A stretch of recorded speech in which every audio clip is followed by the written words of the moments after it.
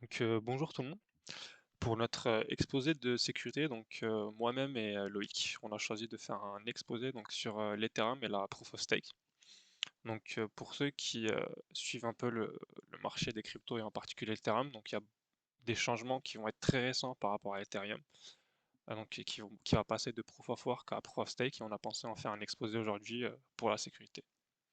Tout d'abord, on va vous parler un peu de l'Ethereum, de ce que c'est en tant que écosystème et protocole. Ensuite, on va parler un peu du hachage de l'Ethereum. On va parler du proof of stake ensuite. On va vous expliquer aussi ce que c'est le smart contract, une nouveauté justement de l'Ethereum. Et on va conclure un peu en vous expliquant ce qui est à venir pour l'Ethereum.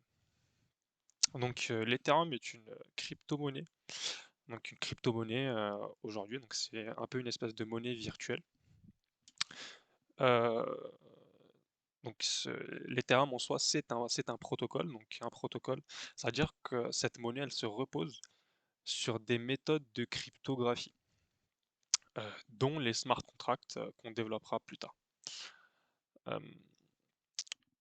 L'Ethereum aussi, donc la base de données Ethereum, se repose aussi sur les technologies de type blockchain. Je vais vous expliquer ce que c'est une blockchain. Une blockchain est une base de données décentralisée.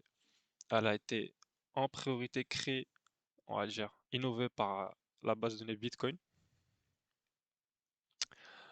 en 2008. C'est une technologie de stockage d'informations décentralisée en peer-to-peer. Ça veut dire que la base de données est transmise et mise à jour par tous les utilisateurs du réseau. Du coup, la blockchain, comme son nom l'indique, c'est une chaîne de blocs.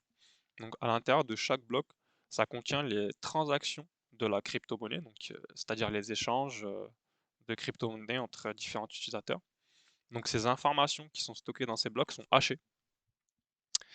Et dans chaque bloc contient des informations sur le bloc précédent, c'est-à-dire que les blocs se suivent les uns les autres. Ça fonctionne un peu comme une liste chaînée en informatique. Maintenant, je vais laisser la parole à Loïc qui va vous expliquer comment le hachage fonctionne dans le protocole Ethereum. Je vais maintenant vous parler de hachage, qui est une manière de transformer les informations d'une chaîne de caractères en une autre chaîne de caractères de taille fixe, ou, comme vous pouvez le voir, calculer une empreinte numérique unique, non bijective, facilement calculable à partir d'une chaîne de bits de longueur arbitraire et dont le résultat est de taille fixe. Comme nous pouvons le voir donc ici, la chaîne de caractères renard retourne une chaîne de caractères qui est de même longueur que la chaîne de caractères retournée par, lorsque l'on entre le renard court sur la glace en entrée, à la fonction de hachage prise en exemple ici, MD5. Les deux chaînes de caractères retournent donc une, une chaîne de caractères de même longueur.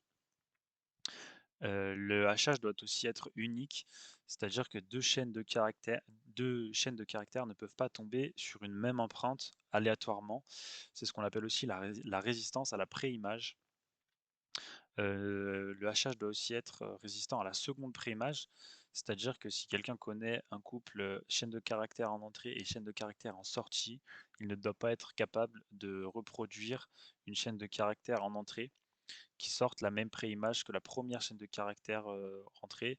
Comme par exemple, ici, si nous connaissons renard et la chaîne de caractères retournée par la fonction de hachage pour renard, nous ne devons pas être en capacité de générer une chaîne de caractères dont la chaîne de caractères retournée par la fonction de hachage soit la même que celle retournée par renard.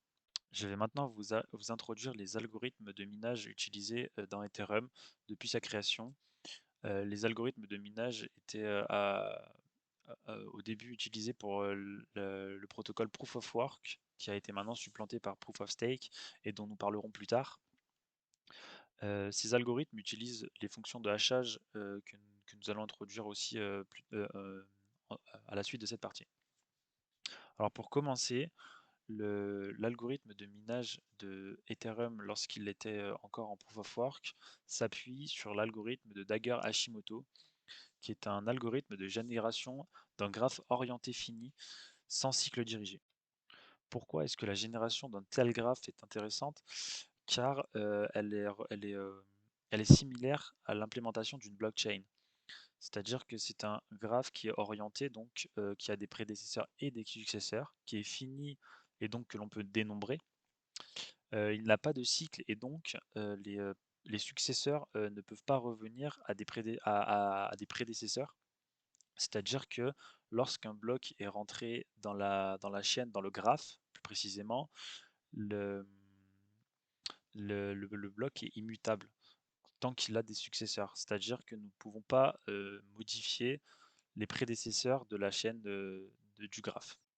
La technologie d'enregistrement de blockchain par DAG se veut être un peu comme la suite de la blockchain, car c'est une génération qui permet d'avoir des calculs beaucoup plus rapides, bien que leur sécurisation soit plus complexe. Les graphes orientés finis sans cycle dirigé sont connus depuis longtemps, depuis plus longtemps que la blockchain, car ils ont été connus depuis la théorie des graphes.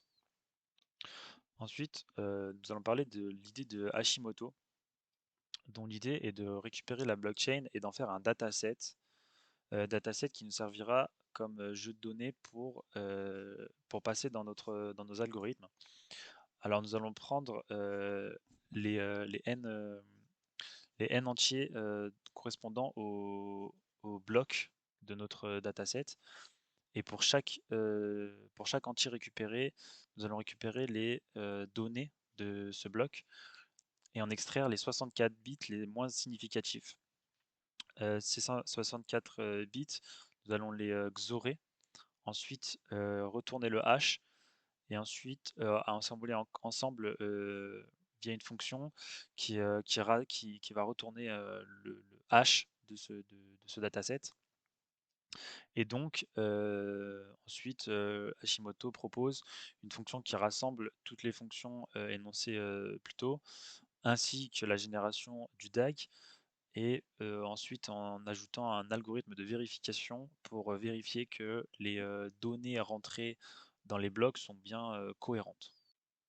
Maintenant, nous allons parler de Etash, qui est une version modifiée de l'algorithme de la fonction de minage de Dagger Hashimoto. C'est une modification des algorithmes de calcul du dataset, des fonctions de minage et de hachage. Il faut savoir que lors du développement de Ethereum, la première version de Ethereum coïncidait avec le développement de la première version du consensus SHA-3, qui est une fonction de hachage. Alors, je vais vous expliquer aussi la fonction Ketchak256, aussi appelée SHA-3, qui est la fonction de hachage de Ethereum. Donc, pour la faire court, la fonction de hachage prend un input M, donc qui est une chaîne de caractères, et à cet input M, on va faire ce qu'on appelle du padding. C'est-à-dire qu'on va rajouter des 0 et des 1 à cette chaîne de caractères arbitrairement. Ensuite, on va diviser cette chaîne de caractères en blocs, donc divisé en un nombre divisible donc, par R. On va effectuer sur ces blocs des opérations, donc des XOR, et on va renvoyer un output Z de taille définie, idéalement de 256 bits. Donc le principal changement aujourd'hui pour Ethereum, donc c'est le passage à la Proof of Stake. Donc ce qui se passe, c'est qu'avant, le système de consensus pour Ethereum, donc c'était le Proof of Work, donc c'était la preuve de travail. Ça veut dire que pour créer un bloc, il fallait miner le bloc avec une force de calcul et c'était la première personne qui avait miné qui recevait une récompense pour le minage. Maintenant, on passe donc à ce qu'on appelle une proof of stake. Donc c'est une preuve d'enjeu. Ça veut dire que c'est plus une quantité de travail qui va être demandée, mais c'est une quantité c'est une quantité d'Ether qui va demander d'être bloquée pour créer un bloc. Et la récompense pour l'utilisateur, bah, ça ne sera plus une récompense à proprement parler, ce sera plus une espèce de commission pour avoir créé le bloc. Donc, ce qu'on appelle le merge, en fait, c'est tout simplement la fusion en fait de ces deux consensus. Je m'explique. Donc, dans l'écosystème Ethereum, donc actuellement, on est en proof of work. Il y a quelque chose qui s'appelle la Beacon Chain qui a été créée. Donc il y a deux chaînes, on va dire, il y a une chaîne d'exécution, donc celle où il y a la proof of work, et il y a la beacon chain où le système de consensus, c'est le proof of stake. L'objectif est tout simplement donc de fusionner les deux chaînes pour passer définitivement à un système de consensus proof of stake. Je vais maintenant vous parler des smart contracts ou contrats intelligents, comme on peut les appeler. Alors, ces smart contracts servent à noter des transactions effectuées entre deux utilisateurs ou plus. Nous allons prendre ici l'exemple de deux utilisateurs qui se sont mis d'accord pour une transaction. Il faut donc qu'ils rédigent un contrat dans un langage informatique appelé Solidity afin qu'il puisse être enregistré sur la blockchain. Lorsque les deux parties se sont mis d'accord donc pour l'achat d'un bien par une des deux personnes, la personne qui doit fournir les Ethers, donc qui doit acheter, va envoyer ces Ethers automatiquement au smart contract, ce qui va les récupérer et les garder le temps que le smart contract puisse vérifier que la transaction a bien été effectuée par le deuxième parti. Une fois que le deuxième parti qui s'engageait à fournir l'objet de la transaction a été réalisé, le smart contract va donner les Ethers qu'il avait récupérés. Si jamais la deuxième partie du contrat n'est pas réalisée, les Ethers seront restitués à son propriétaire initial et donc la transaction sera annulée. Du coup, cela conclut notre présentation sur l'Ethereum et la proof of stake. Donc, comme vous pouvez le voir, actuellement, ceci est un peu la roadmap de ce qu'il faut s'attendre et de ce qui a été fait déjà donc sur l'écosystème Ethereum. Donc, comme vous pouvez le voir, donc la Beacon Chain a été lancée en décembre 2021. Donc il y a eu l'upgrade Altair qui prépare, on va dire, la Beacon Chain au merge avec la chaîne d'exécution. Et donc en 2022 ou peut-être en 2023, le merge va s'effectuer. Cela reste un des changements les plus majeurs à l'écosystème Ethereum. Et c'est quelque chose qui n'a jamais été fait dans le monde de la crypto.